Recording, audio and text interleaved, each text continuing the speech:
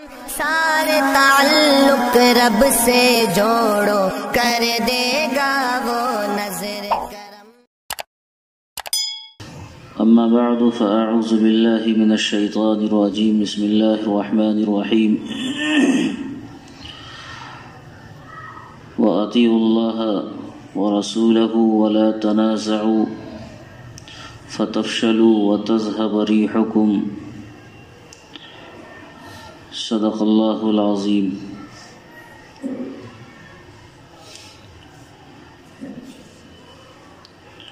اسلام کے آنے سے پہلے انسانیت میں آپس میں بڑا بگاڑ تھا، آپس میں اختلافات تھے، انتہائی لڑائیاں چل رہی تھی، لوگ ایک دوسرے کے جان کے دشمن بنے ہوئے تھے۔ اسلام آیا تو اسلام نے جہاں انسانوں کو اللہ رب العزت سے جوڑا ہے، وہیں امن کا، محبت کا پیغام انسانیت کو بتایا گیا، اور یہ بتایا کہ ہر انسان قابل احترام ہے، تم آپس میں بھائی بھائی ہو، آپس میں تمہارا بگاڑ، تمہارا اختلاف، تمہاری لڑائیاں، تمہارے جھگڑے یہ انتہائی نقصان دہ ہوتے ہیں۔ تو لوگ جو ایک دوسرے کے جانی دشمن تھے، ایک دوسرے سے محبت کرنے والے ہو گئے۔ کہاں اسلام سے پہلے صورتحال یہ تھی کہ بات بات پر آپس میں لڑائی ہوتی تھی، ناک موچ کی لڑائی ہوتی تھی، خاندان کی لڑائی ہوتی تھی، قبیلوں کی لڑائی ہوتی تھی، اور ہر شخص گویا ایک دوسرے کی جان کا پیاسا تھا۔ کب کون گر جائے کچھ کہا نہیں جا سکتا تھا۔ صورتحال بڑی نازک تھی، معمولی باتوں پر لڑائی ہوئی، اب یہ دو فرد کی لڑائی، دو خاندان کی لڑائی بن جاتی تھی، دو قبیلے کی یہ لڑائی بن جاتی تھی، اور یہ لڑائی نسلوں تک چلتی تھی۔ بعض ایسی مشہور لڑائیاں ہیں جس کی بنیاد بڑی معمولی ہے، لیکن یہ لڑائی بہت سے لوگوں کے جان کے لے لینے کا سبب بنی۔ اسلام نے ان چیزوں کو روکا، اور اسلام نے لوگوں کو امن کا درس دیا۔ ایک تو یہ پیغام سنایا کہ تم سب آپس میں بھائی بھائی ہو، تم سب کا خون انتہائی قابل احترام ہے، تمہارا مال قابل احترام ہے، تمہاری عزت قابل احترام ہے۔ ایک مسلمان دوسرے مسلمان کے لیے انتہائی حرمت والا اور انتہائی احترام والا ہے، ایک دوسرے کا احترام کرنا چاہیے۔ اور اسلام نے یہ بتایا کہ تمہارا آپس میں قبیلوں میں ہونا یہ اس لیے ہے صرف کہ تاکہ ایک دوسرے کی شناخت ہو سکے۔ ایک دوسروں کو اللہ تعالیٰ نے مختلف خاندانوں میں بانٹا، مختلف قبیلوں میں بانٹا، یہ فضیلت کا مدار نہیں ہے، بلکہ اس کا تعلق صرف اس سے ہے کہ شناخت ہو سکے، ایک دوسرے کو پہچانا جائے کہ یہ کون صاحب ہیں تو فلاں صاحب، تو کون فلاں صاحب جن کے باپ کا نام یہ ہے، تو باپ کا نام بھی تو کئی آدمی کا یہ ہے، تو قبیلوں سے کم پہچان لیا جائے۔ تو قبیلوں میں اللہ تعالیٰ نے جو بانٹا ہے وَجَعَلْنَاكُمْ شُعُوبًا وَقَبَائِلَ لِتَعَارَفُوا، محض شناخت کے لیے، فضیلت کے لیے نہیں کہ یہ آدمی عرب میں پیدا ہو گیا تو بڑا اونچا مقام رکھتا ہے، اور یہ عجم میں پیدا ہوا تو اس کی کوئی حیثیت نہیں، کوئی امریکہ کا پیدا ہونے والا ہے تو بہت اونچا، اور کوئی بیچارہ افریقہ میں رہنے والا ہے تو اس کی کوئی حیثیت نہیں۔ ان جغرافیائی اختلافات سے اسلام نے ان سرحدوں کو توڑا کہ یہ اختلافات اور یہ سرحدیں اسلام میں بے معنی ہے۔ چاہے وہ کہیں کا پیدا ہونے والا ہو، کہیں کا رہنے والا ہو، وہ کسی خاندان سے ہو، لیکن ایک تو انسانیت کی بنیاد پر کلکم من آدم، سبھی آدم کی اولاد ہیں، سب کو ایک دوسرے کا احترام کرنا چاہیے۔ اور پھر جب تم مسلمان ہو گئے تو اس میں تمہارے اندر ایک اور بڑی چیز پیدا ہو گئی کہ اسلام نے تم سب کو آپس میں جوڑ دیا۔ اب وہ کہیں کا رہنے والا ہے، گورا ہو یا کالا ہو، عربی ہو یا عجمی ہو، کسی خاندان اور قبیلے کا رہنے والا ہے، لیکن اگر وہ مسلمان ہے تو ایک دوسرے کا بھائی ہے۔ آقا صلی اللہ علیہ وسلم نے حجۃ الوداع کے موقع سے بڑی تفصیل سے اس مضمون کو بھی بیان فرمایا تھا، جو آپ کا عوام الناس میں بھرے مجمع میں آخری خطبہ تھا، جس کو حجۃ الوداع کہا جاتا ہے۔ یہ آپ کا آخری حج تھا اور اتفاق سے یہ پہلا بھی حج تھا۔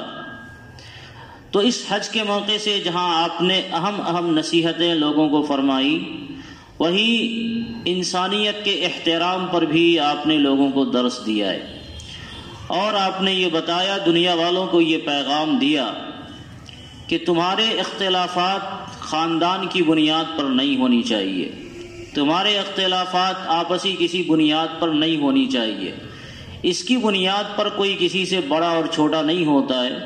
ان اکرمکم عند اللہ اتقاکم، تم میں اللہ کے نزدیک بڑا وہ ہوگا جو اللہ کا انتہائی فرما بردار ہوگا۔ یہ خاندانوں کا اختلاف، قبیلوں کا اختلاف اور ملکوں کا اختلاف، علاقوں کا اختلاف، اسلام نے اسے مٹایا اور جڑ سے مٹایا، اور قرآن کریم نے باضابطہ اس کی تعلیمات میں بنیادی رول ادا کیا ہے قرآن کریم نے، کہ یہ چیزیں تمہارے اختلافات کی وجہ نہیں ہونی چاہیے۔ مسلمانوں میں اختلاف ہونا ہی نہیں ہے، چاہے وہ کسی بنیاد پر ہو۔ اللہ رب العزت نے ارشاد فرمایا، اے لوگو، آپس میں اگر جھگڑو گے تو تمہاری ہوا اکھڑ جائے گی، آپس میں اگر لڑائی کرو گے تمہاری طاقت کمزور ہو جائے گی۔ تم مسلمان ہو، ایک دوسرے کے لیے ایثار کا جذبہ اپنے اندر رکھو۔ مسلمان ہو تو تمہیں ایک دوسرے کے لیے قربانی دینے والا ہونا چاہیے، قربانی لینے والا نہیں ہونا چاہیے۔ اللہ کے رسول صلی اللہ علیہ وسلم نے بھی اس مضمون کو مختلف مواقع سے اور مختلف پیرایوں میں بیان فرمایا۔ ایک مرتبہ آقا علیہ الصلاۃ والسلام خانہ کعبہ کا طواف فرما رہے تھے۔ خانہ کعبہ کا طواف کرتے ہوئے آپ صلی اللہ علیہ وسلم نے خانہ کعبہ کو مخاطب کر کے خطاب فرمایا، اے کعبہ تو کتنی پیاری ہے، تیری خوشبو کتنی پیاری ہے، اور اس کے فضائل بیان کیے، اللہ کے نزدیک تیرا کتنا بڑا مقام ہے۔ لیکن وہیں آپ نے انسانیت کو تنبیہ کرتے ہوئے کعبہ سے یہ خطاب کیا کہ لیکن یاد رکھ کہ تمہاری حرمت کے مقابلے میں ایمان والی کی حرمت اللہ کے نزدیک بڑھی ہوئی ہے۔ ایک خانہ کعبہ جو خانہ خدا ہے اور اللہ رب العزت کی عبادت کے لیے اس روئے زمین پر سب سے پہلا گھر ہے، ان اول بیت وضع للناس للذی ببکۃ، اس خانہ خدا سے جس میں ایک نماز پڑھنے کا ثواب لاکھوں نمازوں کے پڑھنے تک ملتا ہے، اللہ کے رسول صلی اللہ علیہ وسلم اسے خطاب کر کے ارشاد فرماتے ہیں کہ اے کعبہ، ایک مسلمان کی جو حرمت اور اس کا جو احترام اللہ کے نزدیک ہے وہ تم سے بڑھا ہوا ہے۔ تمہارا بھی احترام ہے اللہ کے نزدیک، تمہارا بھی مقام ہے اللہ کے نزدیک، لیکن تم سے زیادہ بڑھا ہوا مقام مسلمان کا مقام ہے۔ اور آپ علیہ الصلاۃ والسلام نے ایک بار ارشاد فرمایا کہ مسلمان آپس میں ایک دوسرے کے بھائی بھائی ہیں۔ آپ نے ایک بار ارشاد فرمایا کہ مسلمان کا مال، اس کی جان، اس کی عزت ایک دوسرے کے لیے حرام ہے۔ ایک بار آپ نے تشبیہ دیتے ہوئے ارشاد فرمایا کہ مسلمان آپس میں ایسے ہی ہیں جیسے بدن کے اعضاء آپس میں ہوتے ہیں۔ مثل المؤمنین فی توادہم وتراحمہم وتعاطفہم، مسلمان ایک دوسرے سے محبت کرنے میں، ایک دوسرے پر رحم کرنے میں، ایک دوسرے کے لیے شفقت کرنے میں ایسے ہی ہے جیسے بدن کے اعضاء ہوتے ہیں۔ بدن کے اعضاء چاہے الگ الگ ہوں اور چاہے سب کا کام بھی الگ الگ ہو، لیکن سب ایک دوسرے سے آپس میں جڑا ہوا ہوتا ہے۔ یہ نہیں ہے کہ ہاتھ کہے کہ آنکھ سے ہمارا کوئی تعلق نہیں، اور پاؤں کہے کہ سر سے ہمارا کوئی تعلق نہیں۔ سر سب سے اوپر ہے اور ہم سب سے نیچے ہیں، ہم تو نچلی ذات کے ہیں، اس لیے ہمارا اس سے کوئی تعلق نہیں۔ سر کو اگر تکلیف ہو، اسے پریشانی ہو، اسے درد ہو تو اپنا وہ سہے، ہم تو اپنا آرام کریں گے نہیں، بلکہ یہ سب جسد واحد۔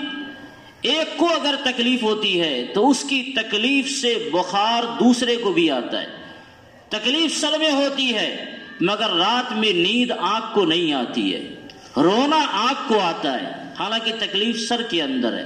پاؤں ڈاکٹر کے یہاں چل کر جانے میں مدد کرتا ہے، پاؤں انکار کر جائے کہ سر تم جاؤ میں نہیں جاؤں گا، ایسا نہیں ہو سکتا ہے، وہ بے چین ہوتا ہے، جلدی سے چلو تاکہ تمہارا علاج ہو، اس لیے کہ تمہاری پریشانی ہمیں نہیں دیکھی جاتی۔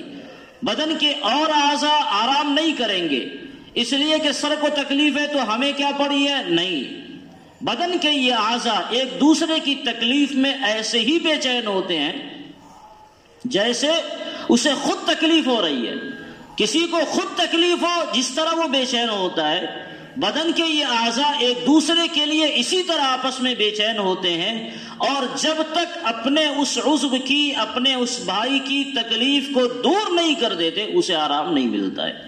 ایمان والے کی مثال جناب رسول اللہ صلی اللہ علیہ وسلم نے ارشاد فرمایا کہ ایسے ہی ہے، مسلمان ایک دوسرے کی تکلیف کو نہیں دیکھ سکتا، اسی لیے آپ کی تربیت کا نتیجہ تھا کہ ایک بندہ جب مر رہا ہے اور اسے پانی کی ضرورت ہے، پیاس کی شدت ہے، اور جب پانی آتا ہے تو اپنے بھائی کی طرف اشارہ کرتا ہے کہ مجھ سے زیادہ ضرورت شاید اسے ہو، اپنی جان دینا گوارا کیا مگر پانی کا وہ گلاس اپنے ہاتھ میں لینا گوارا نہیں کیا۔ یہ پیغام دیا ہے، یہ تعلیمات ہے اسلام کی، اور یہ پیغام ہے اللہ اس کے سچے رسول کا کہ مسلمان جہاں کہیں بھی ہو، جس حالت میں ہو، سب مسلمانوں کے ایک دوسرے کے ساتھ اسی طرح محبت کا، اسی طرح بھائی چارگی کا، اسی طرح ایک دوسرے میں دکھ درد میں شریک ہونے کا ایسا ہی اظہار کرنا چاہیے جیسے وہ سب گویا ایک ماں کی اولاد ہوں۔ اور اسی لیے الحمدللہ پوری دنیا کے اندر مسلمانوں کا مسئلہ جہاں کہیں بھی پیدا ہوتا ہے تو مسلمان ایک دوسرے کے لیے آواز اٹھاتے ہیں، ان کے لیے اپنے دکھ درد کا اظہار کرتے ہیں۔ دنیا کے کسی اور ملک میں اگر مسلمانوں کو خدا نہ خواستہ پریشان کیا جائے تو ہندوستان کے رہنے والا مسلمان بے چین اور بے کل ہوتا ہے کہ ہمارے بھائی کو وہاں تکلیف ہو رہی ہے، اس لیے کہ حضور علیہ السلام نے سب کو جسد واحد کہا۔ اب چاہے وہ مسلمان دنیا کے کسی علاقے میں رہے، اگر اسے تکلیف ہے تو آقا علیہ الصلوۃ والسلام کے فرمان کے مطابق اس کی تکلیف ان تمام افراد کو ہونی چاہیے جن کے سینے میں اللہ تعالیٰ نے ایمان کی شمع جلا رکھی ہے، اور اگر تکلیف نہیں ہوتی اس کا مطلب یہ ہے کہ ہمارے ایمان میں کمی ہے۔ ایک مرتبہ آقا علیہ الصلوۃ والسلام ایک سفر کے موقع سے آ رہے تھے، بڑا لمبا قصہ ہے، سورہ منافقون میں اس کا تذکرہ کیا گیا ہے۔ ایک مقام پر آپ ٹھہرے ہوئے تھے، آپ کی یہ تعلیمات تھی کہ سب ایک دوسرے کے بھائی ہیں۔ ایک مقام پر آپ ٹھہرے ہوئے ہیں، پانی کا کوئی مسئلہ پیدا ہو گیا، ایک انصار اور ایک مہاجر، ان دونوں میں آپس میں تو میں ہو گئی۔ اب ہونا تو یہ چاہیے کہ جب یہ آپس میں تو میں ہو گئی، ایک انصار کا ہے اور ایک مہاجر ہے، مکہ مکرمہ سے ہجرت کر کے مدینہ منورہ آنے والے ہیں، اب ان دونوں میں آپس میں تو میں ہو گئی تو معاملے کو سلجھا لیا جاتا اور اس کو کسی طرح نظر انداز کر دیا جاتا۔ اتفاق ہے، ایسا ہو سکتا ہے، شیطان بیچ میں آ گیا تو انصار نے انصاریوں کو بلانا شروع کیا اور مہاجرین نے مہاجروں کو بلانا شروع کیا۔ انصار نے اپنے خاندان والے کو گویا بلا لیا، کہاں ہو آ جاؤ۔ مہاجرین نے اپنے خاندان والے کو بلا لیا، اور قریب تھا کہ یہ معاملہ بھینکر ہو جاتا، لڑائی زبردست ہو جاتی۔ حضور علیہ الصلوۃ والسلام کو اس کی اطلاع ملی۔ آقا علیہ الصلوۃ والسلام فوراً جائے واردات پر پہنچے اور دیکھا کہ یہاں تو لڑائی کی ٹھن رہی ہے۔ آپ علیہ الصلوۃ والسلام نے ارشاد فرمایا، ما بال دعوی الجاہلیہ، اسلام لانے کے بعد یہ جاہلیت کا نعرہ تم کون سا لگا رہے ہو؟ یہ انصار کو کیوں پکار رہا ہے؟ کیا مہاجر تمہارے بھائی نہیں ہے؟ یہ مہاجر کو کیوں پکار رہا ہے؟ کیا انصار تمہارے بھائی نہیں؟ سب تم آپس میں ایک دوسرے کے بھائی ہو. تو پھر اسلام لانے کے بعد یہ ایسا نعرہ جس میں جاہلیت کے اثرات ہوں، ایسا نعرہ لگانے کی ضرورت کیوں پیش آئی؟ ہو سکتا ہے مدد کے لیے تم بلاتے تو یہ کہتے فلاں صاحب آپ آ جائیں، چاہے وہ انصاری ہو چاہے مہاجر ہو. اور آپ آقا علیہ السلام نے ارشاد فرمایا دعوها فإنها منتنہ. یہ نعرہ لگانا مناسب نہیں ہے، یہ بدبودار نعرہ ہے. یہ خاندانیت کا نعرہ، قبائلیت کا نعرہ، علاقائیت کا نعرہ، یہ سارے نعرے وہ ہیں جو بدبودار نعرے ہیں. اسلام لانے کے بعد ان کی کوئی حیثیت نہیں ہے. اور آپ علیہ السلام نے فرمایا کہ اگر مدد کرنا ہے تو انصر اخاک ظالما و مظلوما، مدد کرو اپنے بھائی کی، چاہے وہ ظالم ہو چاہے مظلوم ہو.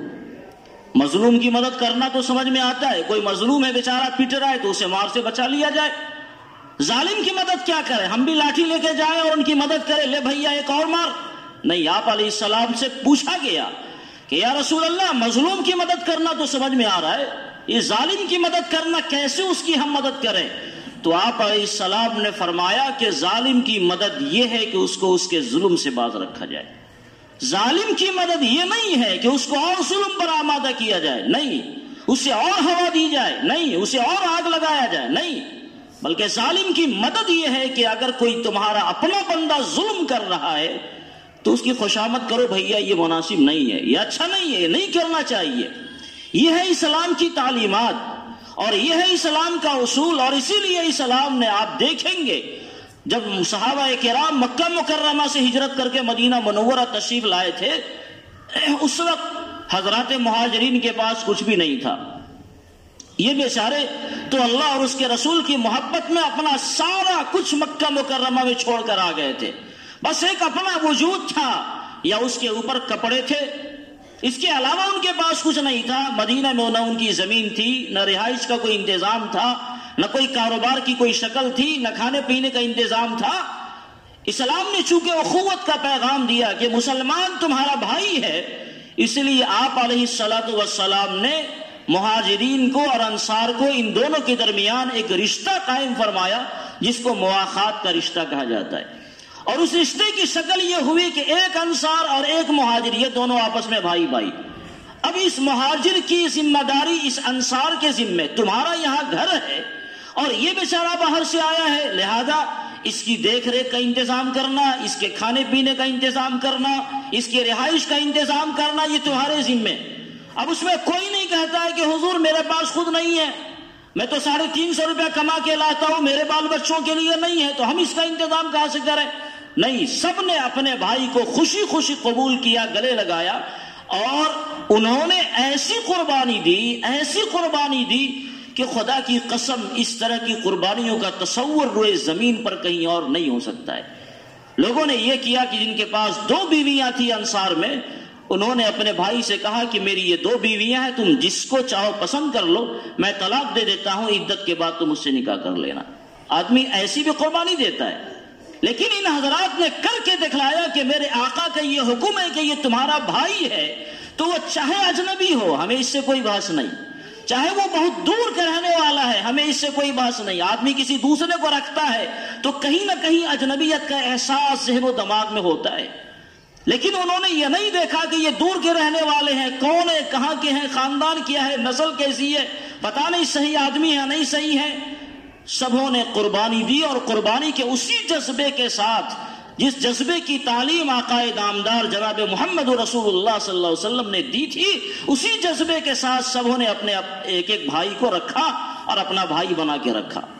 اور اگر ان کی قربانیوں کو بیان کیا جائے کہ ان حضرات نے کیا کیا تو واقعی انسانیت کیا، عقلیں حیران ہو جاتی ہیں کہ تاریخ انسانی میں شاید اس طرح کے واقعات کبھی نہیں ملتے ہوں گے کہ ان حضرات نے کیسی قربانیاں دی. انصار نے مہاجرین کے لیے اور پھر مہاجرین نے انصار کے لیے بھی کیسی کیسی قربانیاں دی. یقین نہیں آئے گا، ایک مرتبہ غزوے کا موقع ہوا اور مال غنیمت آیا تو حضور علیہ الصلوۃ والسلام نے لوگوں سے یہ کہا کہ بھائی ایسا ہے کہ مال غنیمت آیا ہے، اب اس کو تقسیم کرنا ہے، تو یا تو یہ کیا جائے کہ ان سب کو برابر تم میں بھی اور تم میں بھی تقسیم کر دیا جائے، سب کو دے دیا جائے، یہ کیا جائے، یا ایک شکل یہ ہے کہ تم نے انصار مہاجرین کو جو دیا تھا وہ انہیں دے دیا جائے اور یہ تمہیں دیا جائے، یعنی ایسی شکل ہو کہ تمہاری بھی رعایت ہو جائے اور ان کی بھی رعایت ہو جائے۔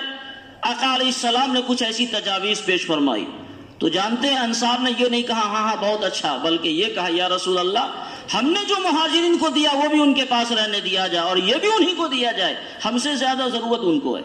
حالانکہ یہ تو اپنا آدھا سب کچھ دے چکے تھے، لیکن اس کے باوجود قربانی کا جذبہ انہوں نے سیکھا تھا کہ اپنے بھائیوں کے لیے قربانی دینی ہے، اپنے بھائیوں کے لیے اپنی جان تک قربان کرنے کی نوبت آوے تو قربان کرنا ہے۔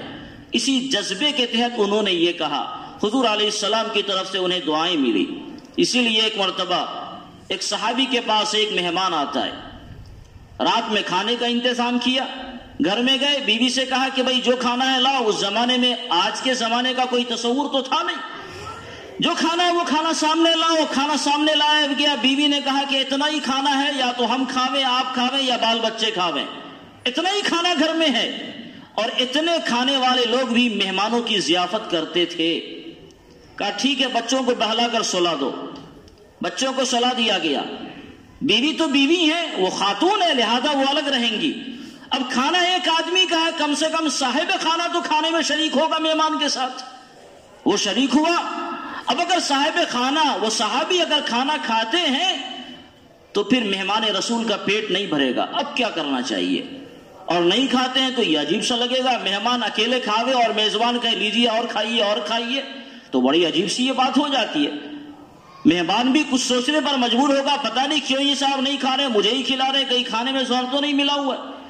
تو اب انہوں نے ایک ٹکنیک کی، کھانا ساتھ کھانا ہے اور اتنا کھانا نہیں کہ 2 آدمی کا پیٹ بھرے۔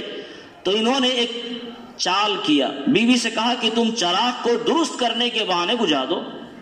چراغ گل ہو گئی، اب گھر میں اندھیرا ہو گیا۔ آج کے زمانے کی لائٹ تو تھی نہیں کہ موبائل کی روشنی جلا دی جائے، اب گھر میں اندھیرا ہو گیا۔ اب آپ کو حیرت ہوگی کہ ایک صاحب کھانے پر بیٹھا ہوا ہے، اسے بھوک بھی لگی ہے، کھانے کی ضرورت بھی ہے اور احساس بھی ہے کہ کھایا جائے، لیکن صرف اس لیے کہ ہمارے مہمان کو تکلیف نہ ہو، اس کا پیٹ بھر جائے۔